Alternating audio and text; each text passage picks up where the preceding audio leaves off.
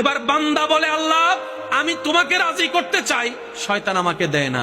আমি তোমাকে রাজি করার জন্য নামাজ পড়তে চাই, সকালে ফজরের নামাজ পড়ার জন্য আমি মোবাইলে অ্যালার্ম দিয়ে রাখি, আর শয়তানে এমন ভাবে আমাকে ভুলাই দেয়, ফুটবল খেলার জন্য আমাকে আধা ঘন্টা আগে ঘুম থেকে তুলে দেয়, কিন্তু ফজরের জন্য আমাকে সে উঠতে দেয় না, আমাকে উঠতে দেয় না। কথা বলেন ঠিক কিনা?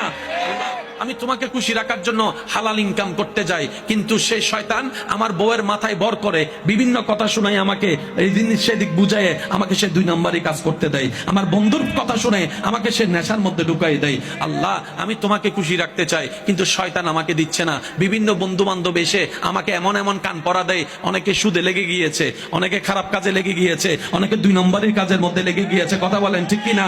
অনেকে 1 কেজি চনা দিতে গিয়ে, চিনি দিতে গিয়ে আধা কেজি কমাই দিয়েছে, এমনও আছে। আল্লাহ আমি ভালো করে চলতে চাই, কিন্তু কেমন জানে শয়তান আমার মাথায় রাগ ঢুকাই দিয়েছে, হিংসা ঢুকাই দিয়েছে। আমি ভাই হয়ে নিজের মায়ের পেটের ভাইয়ের কল্যাণ দেখতে পারি না, আমার ভাতিজা ভাইয়ের ছেলের কল্যাণ দেখতে পারি না, আমার ভিতরে কেমন জানি জ্বলে। আমি পরাজিত হতে চাই না, আমি জিততে চাই। সেজন্য নিজের ভাইকে, মায়ের পেটের ভাইকে হারিয়ে আমি বড় হয়ে জিততে চাই। আল্লাহ আমি জানি এগুলো মানুষের কাজ, এগুলো তোমার পছন্দ না, কিন্তু শয়তান আমাকে দিয়ে করাচ্ছে। আল্লাহ আমি করবো তো কি করবো, করবো তো কি করবো? রব বলে যে আমাকে কি সত্যি তুই খুশি করতে চাস? আমরা বললাম আল্লাহ চেষ্টা তো করি তোমাকে খুশি করার, কারণ জমিনটা তোমার, তুমিই থাকতে দিয়েছো, দেহটা তোমার, তুমি আমাকে দান করেছো, চোখ দুইটা তো তোমার করা দান। সুবহান আল্লাহ।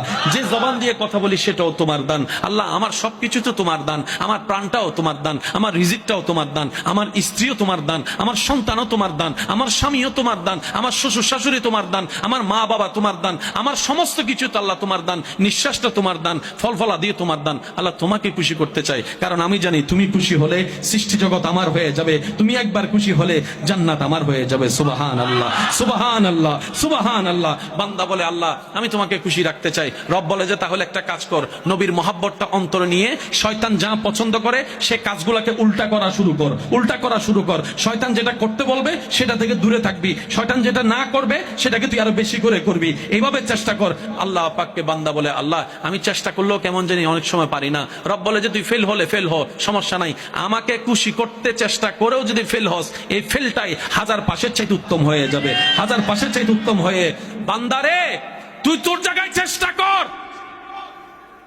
না পারলে আমাকে একবার ডাক দিবি। একটু সুবহানাল্লাহ জোরে বলি।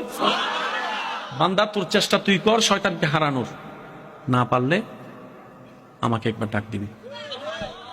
আল্লাহ কিভাবে ডাক দিব তোমাকে? রব বলে যে তুই যখন পারবি না তখন বলবি আউযু বিল্লাহি মিনাশ শাইতানির রাজিম, আউযু বিল্লাহি মিনাশ শাইতানির রাজিম, আউযু বিল্লাহি মিনাশ শাইতানির